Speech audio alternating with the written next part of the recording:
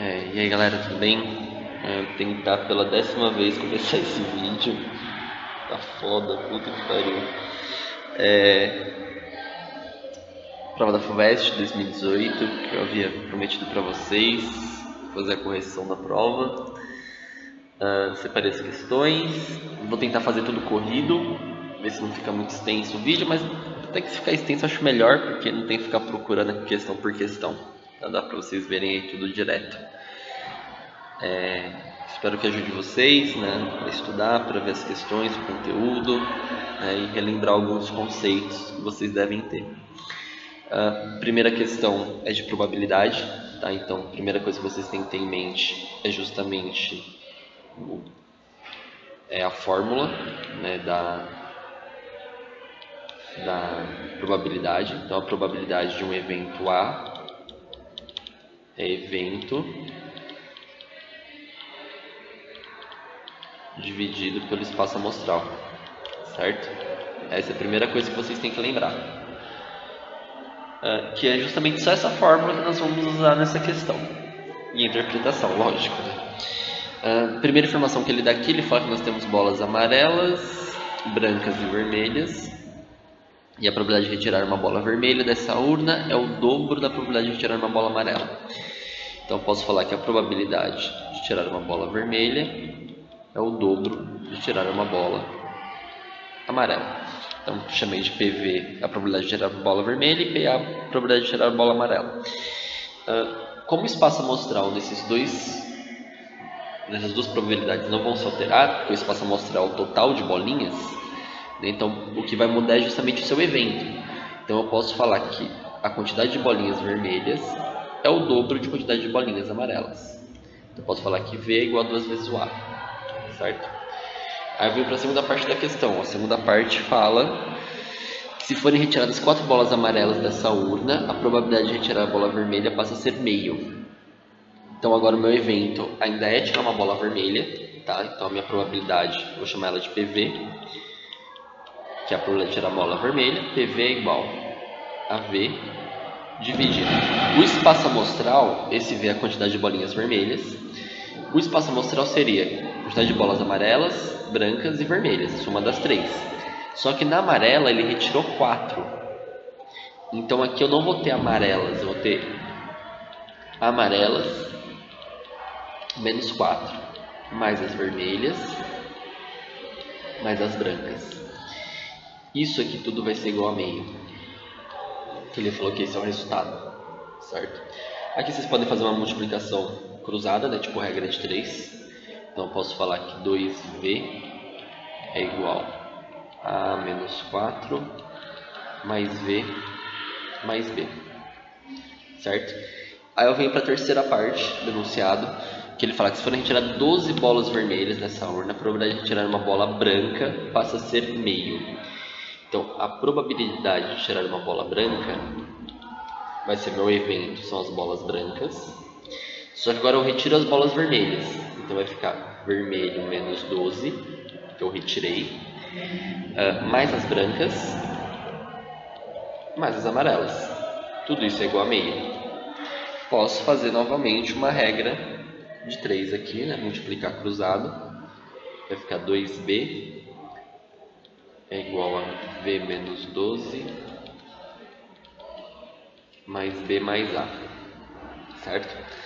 A partir daqui eu vou ter um sistema, tá? Eu posso fazer um sistema substituindo o V por 2A, por exemplo. Então, por exemplo, aqui, ó, que eu tenho 2V, eu posso trocar o V pelo 2A. Então vai ficar 2 vezes V, fica 2 vezes 2A, é igual a menos 4, mais o V, aqui vale 2A, mais B. Ficou meio apertadinho aqui. 2 vezes 2, 4A, é igual a mais A mais 2A, 3A menos 4, mais B. Posso passar esse 3A para cá. A é igual a menos 4 mais B. Pronto, achei o valor do A. Posso substituir tudo aqui, ó, para achar o valor justamente do B. Então eu posso colocar que aqui 2b é igual o v, a gente lembra que vale 2a, certo? Então 2a menos 12 mais b mais a, certo? Agora que eu tenho duas incógnitas aqui, que eu tenho o b e o a, eu posso substituir o valor do a aqui, ó, a igual a menos 4 mais b. Então 2b é igual a 2a menos 12. Opa, falei que eu substituí o valor do a e não substituí aqui, né? Então vamos lá. 2 vezes menos 4 mais b menos 12 mais b. Opa. Nossa, vai ficar apertado esse, hein? Mais b. Deixa eu ver um pouquinho mais pro lado aqui. Mais b mais o menos 4 mais b, certo? Então aqui que era o a também, eu troquei pelo menos 4 mais b. 2b, aqui está multiplicando, não se esqueça de fazer distributiva. 2 vezes menos 4 menos 8. Opa, tinha um igual aqui que eu não coloquei, né? Vou colocar esse igual aqui, vai dar ruim. Então, calma aí, deixa eu voltar aqui, porque senão não vai dar muito certo. Gente, desculpa também a caligrafia aí, porque faz tempo que eu não faço esses tipos de vídeos, ele está horrível. 2 vezes menos 4 menos 8 mais 2b menos 12 mais b menos 4 mais b. Então o que tiver o b aqui eu vou somar. Esse 2b eu já posso cancelar com esse 2b para ficar mais fácil, para ficar menor, porque a hora que eu passar para o outro lado vai ficar negativo, então 2 menos 2 dá 0. E vou somar para esse lado, então aqui eu sei que vai ficar 0. B mais b, 2b, então aqui já foi, certo? Menos 8 com menos 12, menos 20, com menos 4, menos 24. Então 2b é igual a 24, b é igual a 12. E eu nem lembro o que o enunciado pedia aqui. Ele pediu a quantidade de bolas brancas da urna, b igual a 12.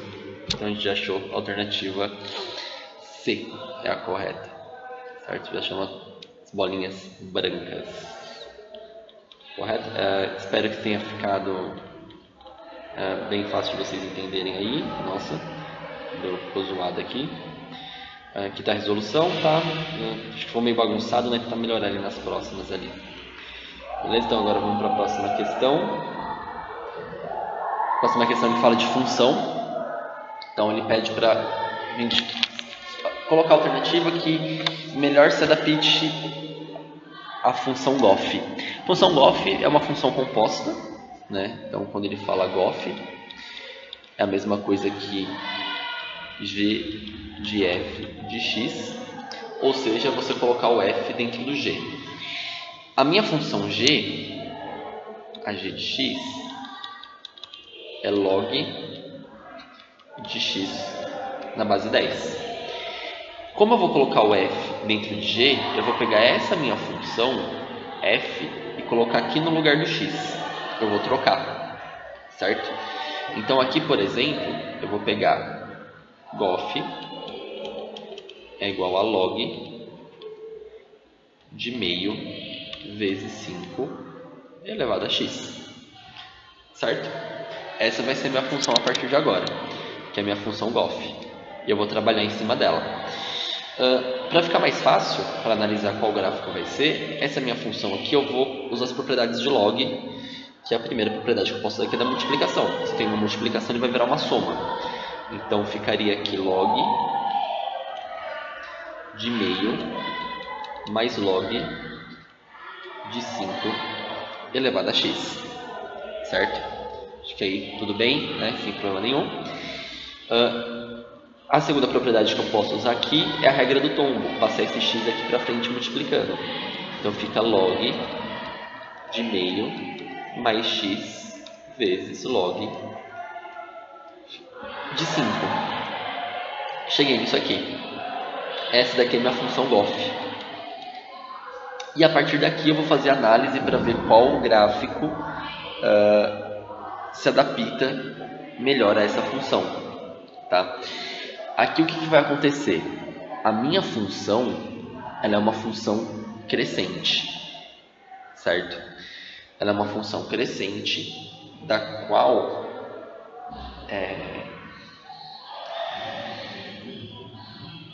a minha raiz, ela tem que ser positiva. A minha raiz, ela vai ser positiva, tá?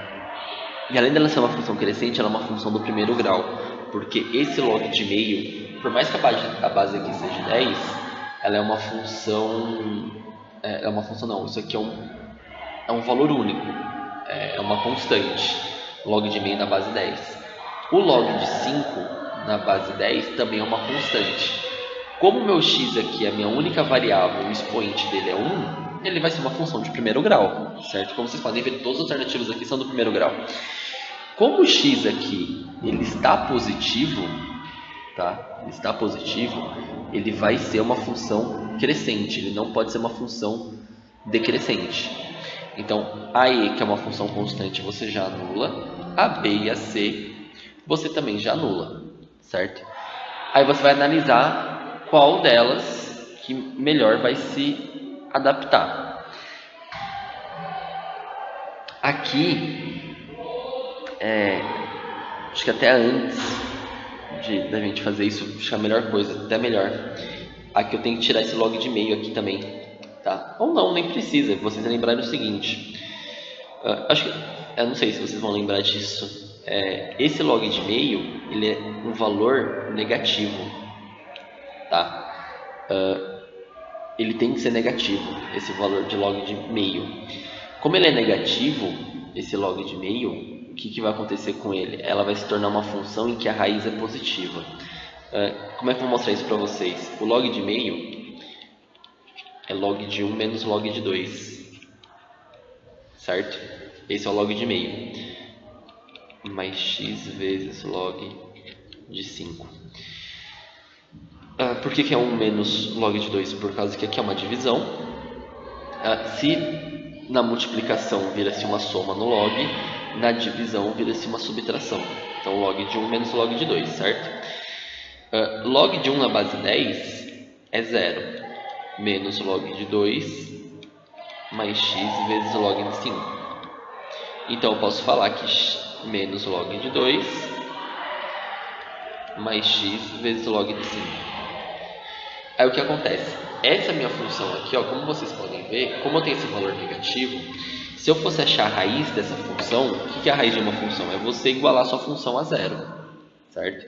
Se eu fosse colocar essa função igual a zero, eu teria que menos log de 2 mais x vezes log de 5 é igual a zero. Então, x vezes log de 5 é igual a log de 2. Tá negativo, vou passar positivo. X é igual a log de 2 dividido por log de 5. O que acontece? Virou positivo, não virou? Então eu sei que a minha raiz da função, quando eu falo raiz da função, é o que cruza o eixo x, ele tem que ser um valor positivo, ele não pode ser um valor negativo. Então é aqui a alternativa A. Não pode ser a alternativa D, porque a minha raiz aqui está negativa. Tem que ser a A, onde a minha raiz ela é positiva. Espero que tenha ficado claro. Qualquer dúvida vocês mandem aí para mim que a gente tenta ver o que aconteceu, tá bom? Então aqui foi uma questão de função, simples também, nada muito complicado. Essa aqui foi a questão que eu achei mais fácil, a 26. Foi a questão que eu achei mais fácil da prova, que é uma questão bem simples de combinação, né? E combinação vocês têm que saber bem, porque cai bastante, principalmente no Enem. Então, vamos lá. 12 pontos são assinalados sobre 4 segmentos de reta, de forma que 3 pontos sobre segmentos distintos nunca são colineares como na figura. Aí ele deu o desenho aqui pra gente. Aí o número de triângulos distintos. Então tá, a partir do momento que eu vou formar um triângulo, para formar um triângulo eu preciso de 3 pontos não colineares, certo? Então eu preciso de um ponto aqui, um ponto aqui e um ponto aqui. Se eu tiver 3 pontos não colineares, eu consigo formar o meu triângulo. Então aqui, como ele falou que ele tem 12 pontos, certo? Eu tenho 12 pontos. Que horrível que eu fiz. Eu vou fazer uma combinação de 12 para 3. Porque a combinação de 12 para 3 é justamente de 12 pontos. Eu vou escolher 3 para poder fazer a minha escolha de 3 vértices do triângulo, certo? Só que o que acontece? Eu acabei de falar para vocês que os pontos não podem ser colineares. E aqui nesse exercício existem pontos que estão colineares. Por exemplo, esse ponto, esse ponto, esse ponto e esse ponto. Desses 4 pontos, se eu escolher 3, eu não vou formar triângulo. Então eu tenho que excluir desse total. Então uma combinação de 4 para 3. Eu tenho que excluir ela do meu total, porque aqui não forma um triângulo. E a mesma coisa aqui, ó. Aqui eu também não formo triângulo. Se eu escolher 3 pontos desses 4 aqui, eu também não vou formar triângulo. Então eu vou ter que subtrair de novo uma combinação de 4 para 3. Para quem não se lembra, a combinação é n fatorial. Escrever certo aqui, né? Combinação de nk é igual a n fatorial dividido por k fatorial n menos k fatorial.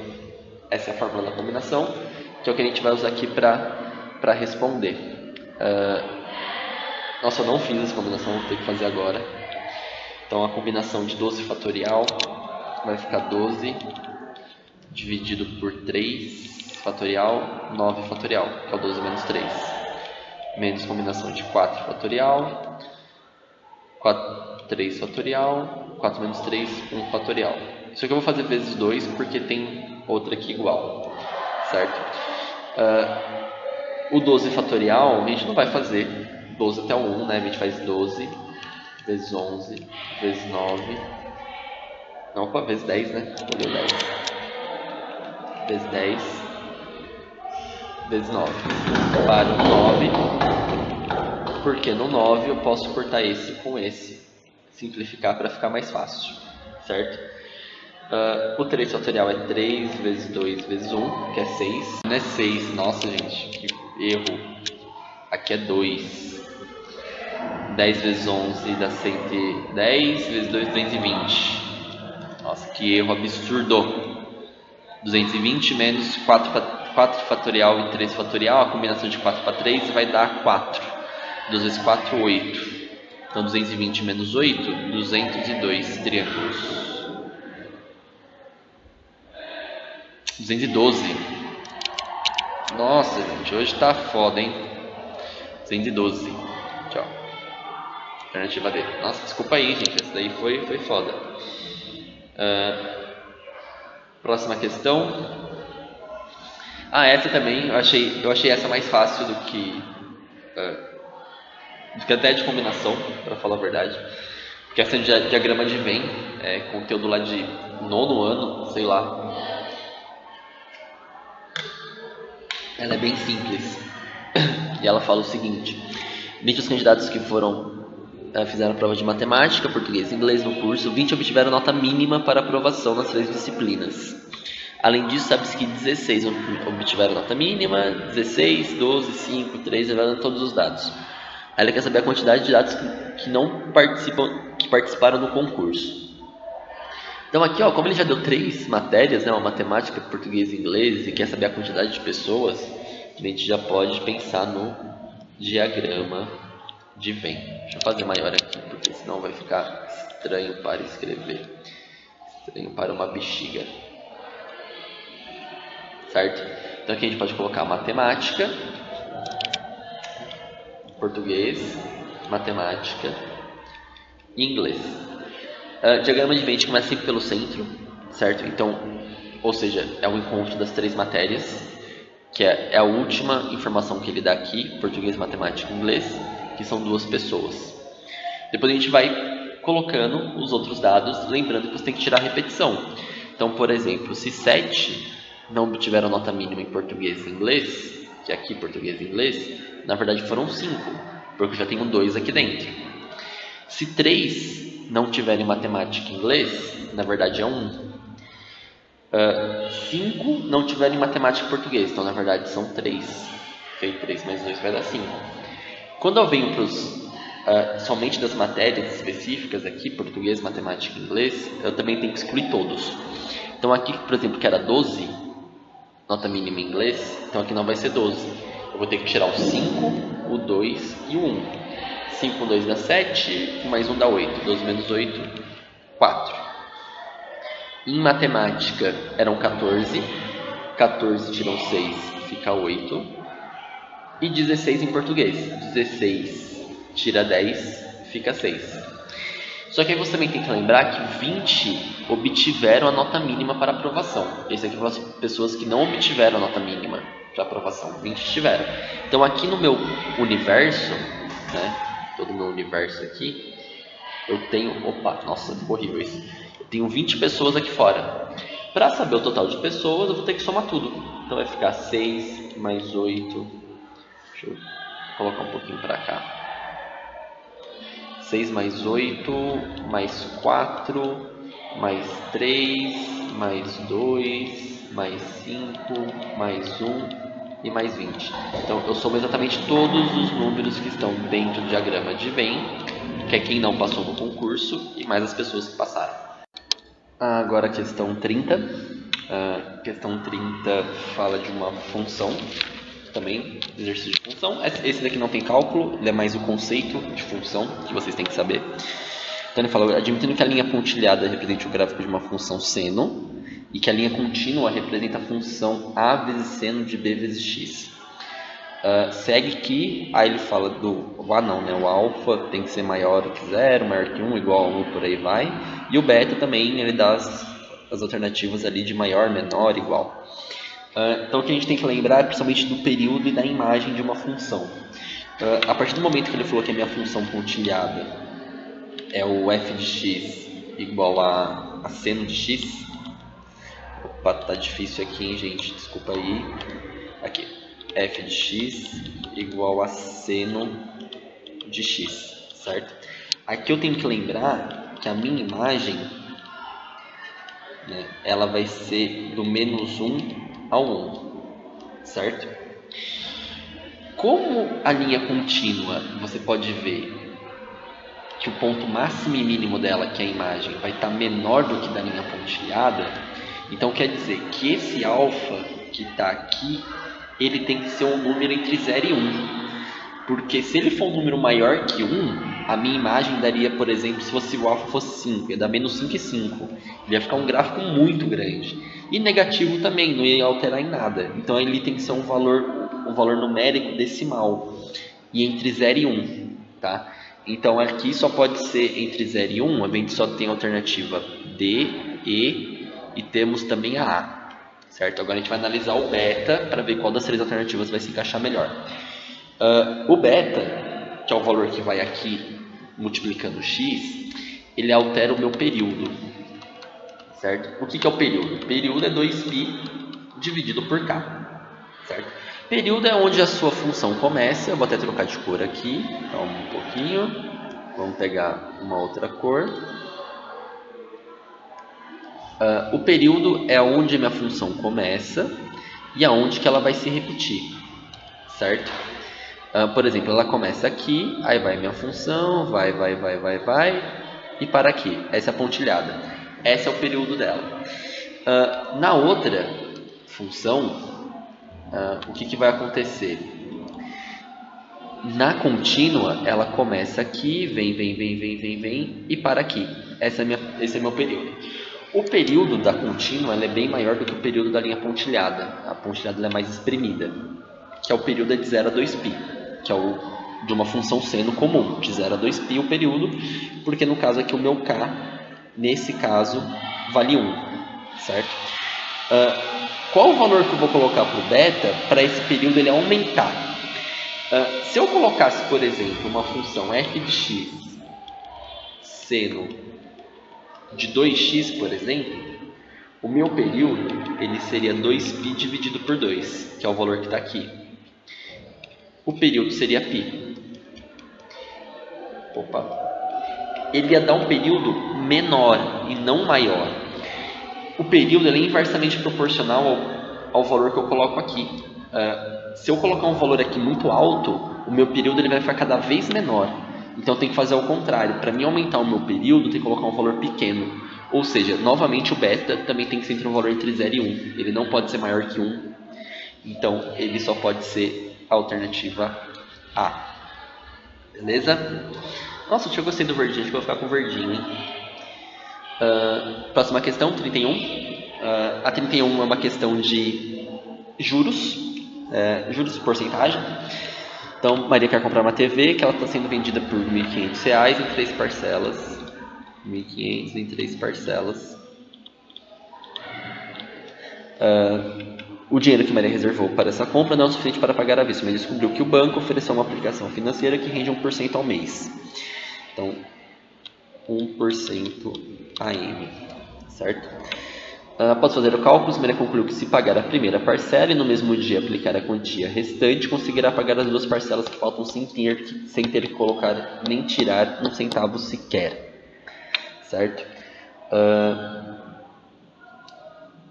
Então, vamos lá. Aqui vai ser, vocês vão ter que lembrar da fórmula dos juros compostos, certo?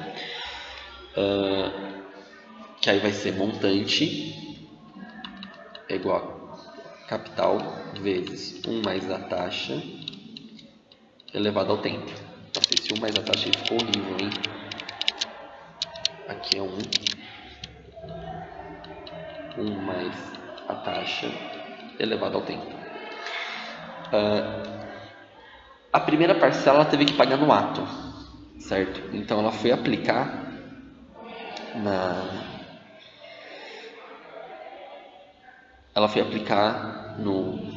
no banco o que sobrou após o pagamento da primeira parcela. Só que eu não sei qual é o valor que ela tinha. Eu vou falar que é X. Eu não sei quanto que ela tinha para comprar. Eu sei que não era 1.500, porque ela falou que não era suficiente. Mas como ela pagou a primeira parcela, o que eu vou aplicar no banco é X menos 500. Esse é o meu capital. Porque como eu não sabia o que ela tinha era X e eu paguei a primeira parcela, X menos 500. Então aqui o meu montante vai ser a X menos 500 vezes 1 mais 1 sobre 100, que é a taxa, elevado a 1, que vai ser a segunda parcela somente. Eu não vou calcular os 2 meses seguidos, porque ela tem que pagar a segunda parcela e depois pagar a terceira. Então tem que fazer por partes. Aqui vai ser o seguinte, fazer essa divisão aqui, certo? 1 sobre 100 vai dar 0,01 e fazer a somatória com 1. Então vai ficar X menos 500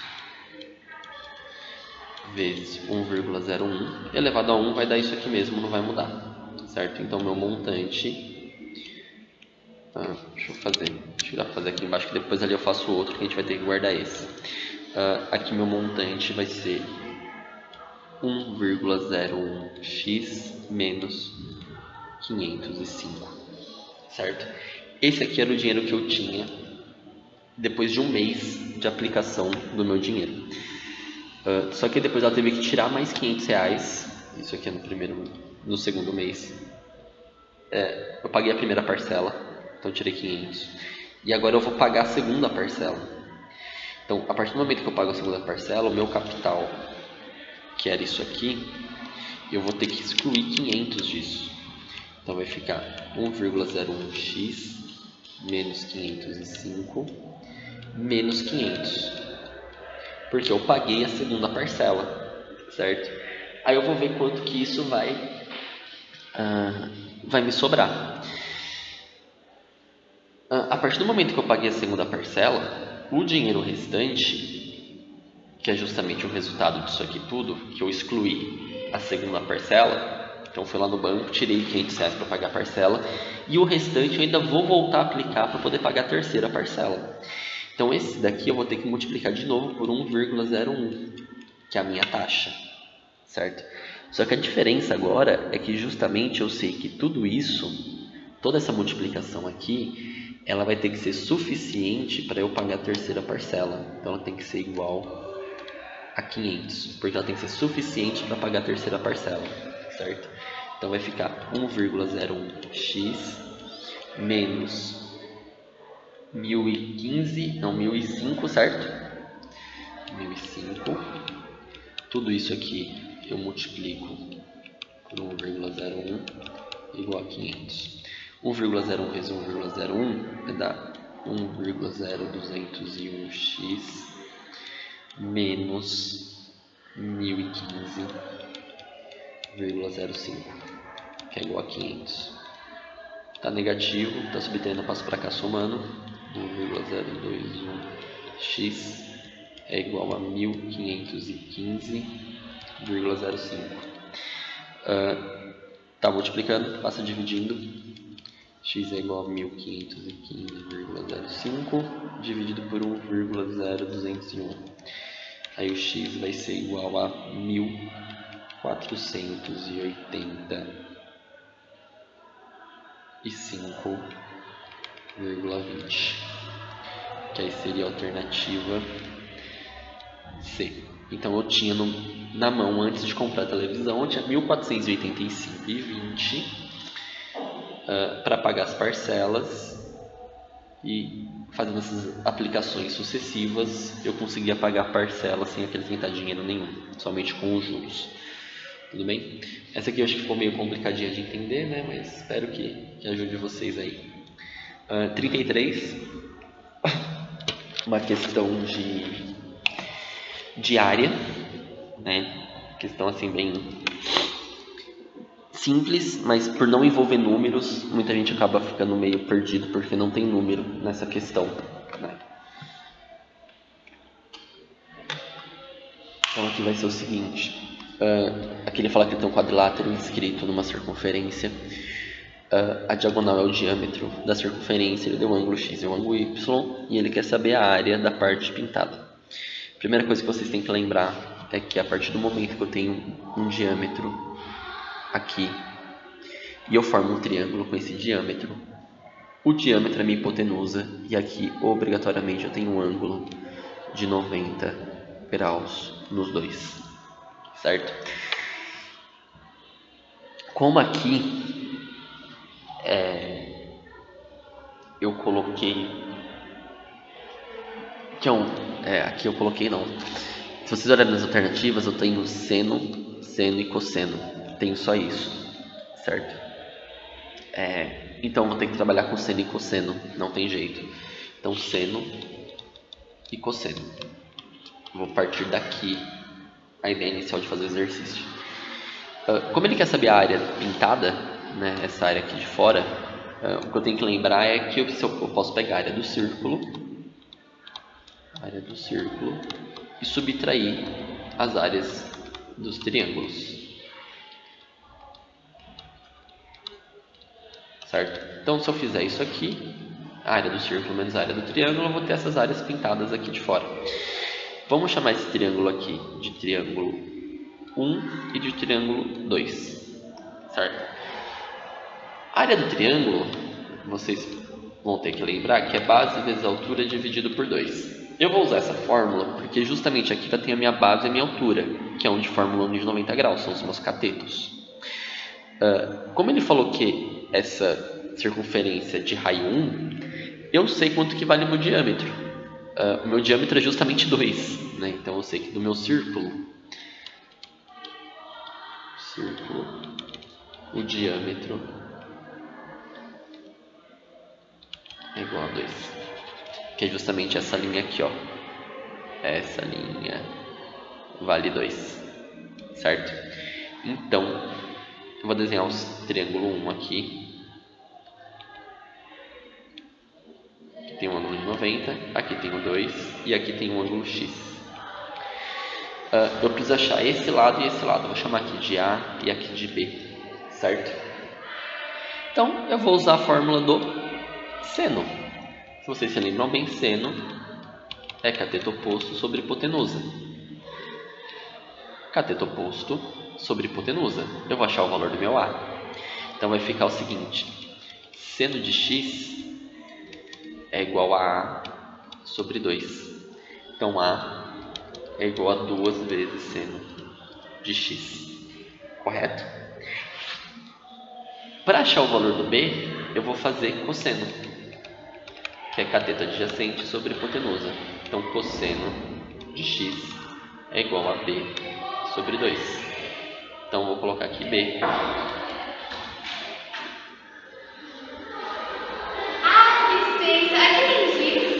Acho que tem aí dentro. Pode pegar.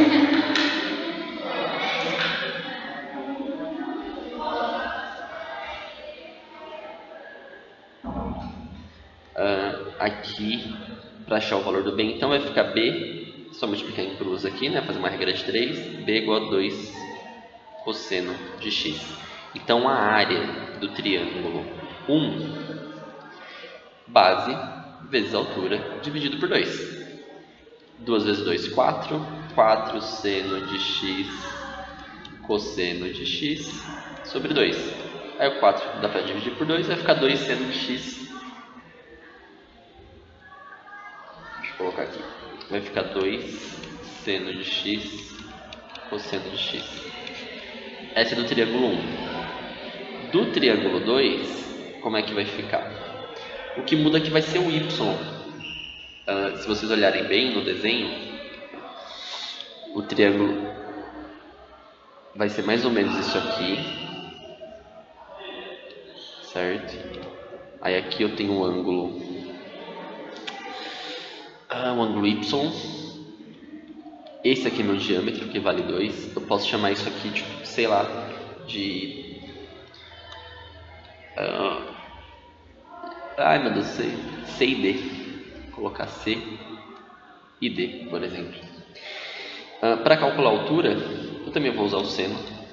Seno de y é igual a C sobre 2. Então, C é igual a 2 seno de y. E para calcular o D, eu vou usar também cosseno de y é igual a cateto adjacente, que é o D sobre 2, que é o diâmetro. Então vai ficar 2D é igual a 2 cosseno de y. Então a área do triângulo 2 é igual a 2 vezes seno de y cosseno, 2 cosseno de y dividido por 2, base vezes altura dividido por 2. Pode dividir o 2. Então, a área do triângulo 2 é igual a seno 2 seno de y cosseno de y, certo? Essa era do triângulo. Só que como ele quer saber justamente essa área pintada, aí você tem que lembrar o seguinte: para calcular essa área pintada aqui, eu tenho que pegar a área do meu círculo total e subtrair as áreas do triângulo que estão aqui em branco. Então, a área do círculo é πr ao quadrado, certo? Como o raio, ele falou que o raio é 1, 1 ao quadrado dá 1, então a área do círculo é igual a π. Beleza, vou fazer mais para cá, gente, para dar espaço. Então, eu pegar a área do círculo e subtrair as áreas dos triângulos, do triângulo 1 e do triângulo 2, certo? A área do círculo eu sei que é π. Do triângulo 1 é 2 cosseno de x seno de x. E do triângulo 2 é 2 cosseno de y seno de y. Ah, mas não tem essa alternativa, justamente por causa do seguinte. Eu vou colocar esse menos aqui, esse seno e cosseno entre parênteses. Aqui vai ficar mais, certo? Isso aqui é uma propriedade trigonométrica. 2 vezes cosseno de x seno de x é a mesma coisa que uma propriedade que ele fala que é seno de 2x mais 2 vezes seno de 2y. Não tem esse 2 aqui. É cosseno de 2x mais cosseno de 2y, certo? Isso aqui, que eu transformei 2 cosseno de x seno de x em cosseno de 2x, é uma propriedade trigonométrica, tá? É uma fórmula trigonométrica que é usada. Então, essa daqui seria a alternativa correta. π menos seno de 2x cosseno de 2y, que aí vai ser a alternativa...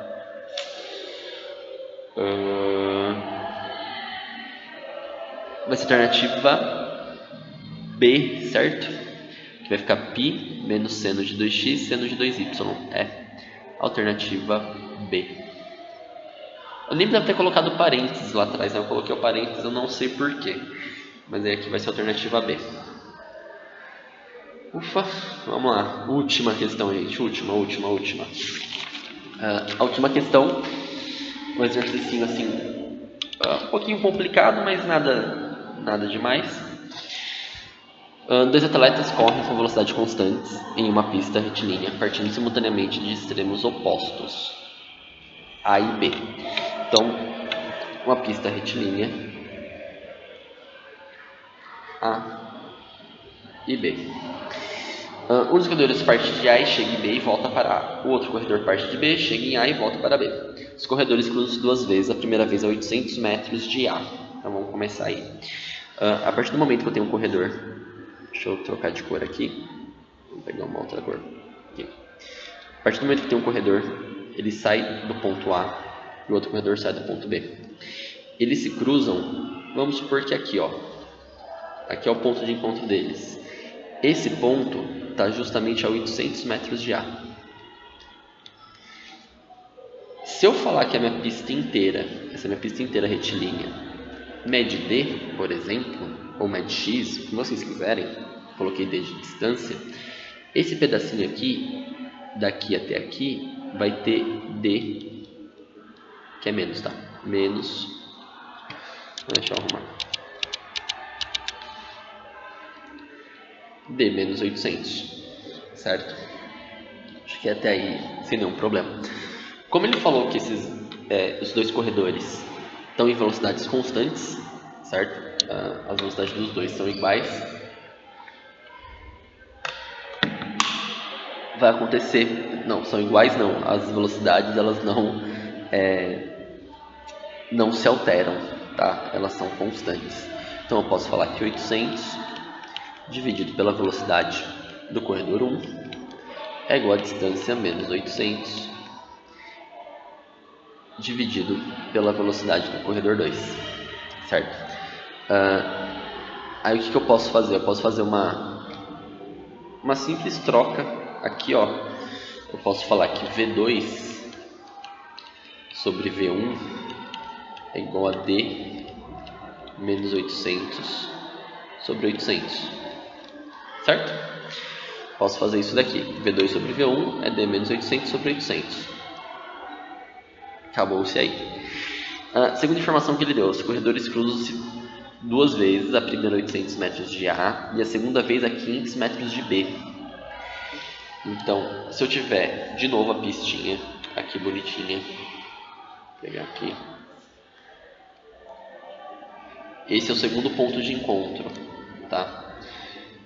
O segundo ponto de encontro, eles vão estar a 500 metros de B. Então aqui, ó, eles vão se encontrar mais para cá, que aqui vai estar 500 metros de B. Se ali está 500 metros de B, lembrando que a minha distância total ainda continua sendo D, esse pedaço aqui é D menos 500, correto? Beleza. Só que agora, o que vai mudar? O que você tem que lembrar é que o corredor saiu de A, foi para B e voltou para A. E o corredor B saiu de B, foi para A e voltou para B. Então, você tem que imaginar essa situação na cabeça de vocês, deles correndo opostos e se cruzando.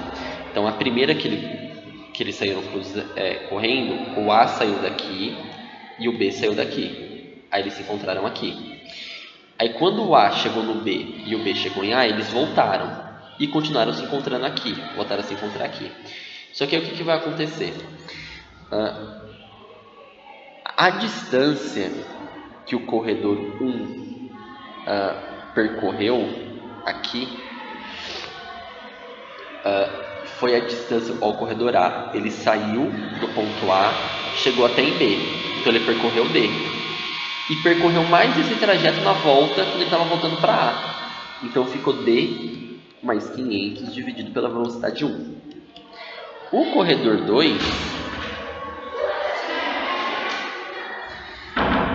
2, ele fez o seguinte, ele saiu de B, então ele percorreu o D inteiro, certo? Ele saiu daqui, foi para cá, levou o D inteiro. Quando chegou em A, ele ia voltar para B, então ele percorreu D mais D menos 500. é igual a V2. Se eu fizer aquela troca que eu fiz na primeira, eu tenho que V2, opa, apareceu uma raiz agora, V2 sobre V1 é igual a D mais D menos 500 sobre D mais 500. Tudo bem? Beleza. A partir daqui, dessas duas equações que eu montei, tanto essa quanto a outra aqui de cima, que eu não sei, até aqui, ó. Vou pegar um pouquinho mais pra cá, aqui, ó. Essa equação e essa equação aqui, ó. As duas são V2 sobre V1, V2 sobre V1. Então, se V2 sobre V1 é igual a isso e V2 sobre V1 também é igual a isso, então eu posso falar que D menos 800 sobre 800 é igual a D mais D. 2D menos 500 mais D mais 500. Só multiplicar em cruz. D menos 800 vezes D mais 500 é igual a 800 vezes 2D menos 500, certo? D vezes D vai dar D ao quadrado, aqui vai dar menos 300D, certo? Mais 800 vezes 500, 8 vezes 4, 40, 1, 2, 3, 4. É igual a 800 vezes 2, 1600D, menos 40, 1, 2, 3. Eu nem vou colocar os zeros porque esse aqui, aqui vai dar menos, desculpem gente, que é negativo, tá? Porque menos 800 vezes 500, menos 400 e pouco. Só que quando eu passar esse para esse lado, eles vão se cancelar. Então vai ficar D ao quadrado, menos 1900D, igual a zero. Porque eu passei esse 1600 para cá também. Fazendo Bhaskara, se vocês quiserem, mas eu não faço Bhaskara. Eu também espero que vocês não façam. Podem colocar o D em evidência e achar o valor do D, que só pode ser 0 ou D igual a 1900. O 0 não pode, né, porque a gente está falando de uma distância existente. Então a alternativa só pode ser a de 1900, que é a alternativa... Cadê a questão aqui? 1900, alternativa D. Beleza? É isso aí, pessoal. Espero que tenha ajudado vocês. Vou ter que editar um vídeo, porque ficaram entrando aqui na sala enquanto eu fazia o vídeo, né? Então vou ter que fazer uma edição, que droga, porque eu não costumo fazer edição.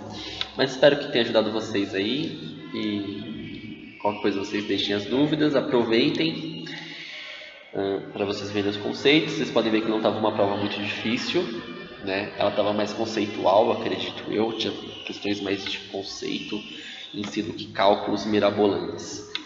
Tudo bem? É isso aí, valeu, e próximo vídeo, resolução da FUVEST 2019.